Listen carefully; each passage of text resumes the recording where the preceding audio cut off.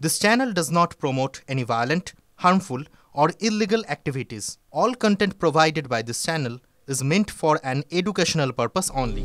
চিন্তা দূর হচ্ছে না কিছুতেই, তবে দেশ বাঁচাতে কোনো আপোষ করা যাবে না, প্রয়োজনে গুলি চালাতে হবে। উপর মহল থেকে ইতিমধ্যেই বড় নির্দেশ এসে গিয়েছে বিএসএফ এর কাছে। বিগত কয়েক মাসে বাংলাদেশের সঙ্গে ভারতের দ্বিপাক্ষিক সম্পর্ক কার্যত তলানিতে গিয়ে ঠেকেছে। নতুন করে চিন্তা বাড়িয়েছে অনুপ্রবেশ কাঁটা।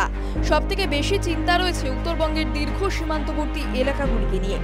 ইতিমধ্যেই উত্তরবঙ্গের চিকেন নেক হিসেবে চিহ্নিত এলাকায় বাংলাদেশ সীমান্তে অস্থিরতার আশঙ্কায় ইতিমধ্যেই আরও আঁতসাঁত হয়েছে নিরাপত্তা ব্যবস্থা। মালদা সহ কিছু এলাকায় ক্রমাগত উস্কানির জেরে উন্মুক্ত সীমান্ত এলাকায় বিশেষ নজর দিচ্ছে বিএসএফ। সদ্য উত্তরবঙ্গের একাধিক জেলায় বিএসএফ এর সঙ্গে সরাসরি ঝামেলায় জড়াতে দেখা গিয়েছে বাংলাদেশের সীমান্তরক্ষী বাহিনী বিজিবিকে। প্রায়শই বহু বাংলাদেশি এপারে এসে বিএসএফ তো বটেই, সীমান্ত পারের ভারতীয়দের সঙ্গে পা লাগিয়ে ঝামেলা বাঁধাতে দেখা যায়। এমতাবস্থায় কঠোর হাতেই সীমান্তে অশান্তি দমাতে চাইছে বিএসএফ। ফাঁসি দেওয়া এলাকায় বারবার উন্মুক্ত এলাকায় কাঁটা তার বসানো হলেও বাধা আসছে বাংলাদেশের তরফে। ওই এলাকা ছাড়াও ফুলবাড়ি এলাকা নিয়েও চিন্তা রয়েছে বিএসএফ। শীতের সময় কুয়াশার সুযোগ নিয়ে যে কোনো অস্থিরতা রুখতে রয়েছে সজাগ দৃষ্টি।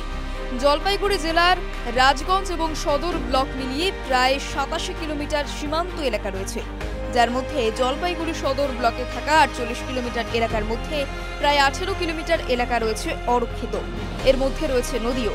গত ডিসেম্বর মাসে পাচারকারী এবং বিএসএফ এর মধ্যে সংঘর্ষ হয়। এক বাংলাদেশি পাচারকারীকে গুলি করে মারে বিএসএফ। সম্প্রতি বেআইনি অনুপ্রবেশের অভিযোগে 7 বাংলাদেশি গ্রেপ্তারও হয়। অভিযোগ, এই অরক্ষিত এলাকাগুলিকে কাজে লাগিয়ে চলে অনুপ্রবেশ, গরু পাচার, মাদক পাচার সহ বিভিন্ন ধরনের ক্রস বর্ডার ক্রাইম। তাই এখন দমন করতে চাইছে বিএসএফ।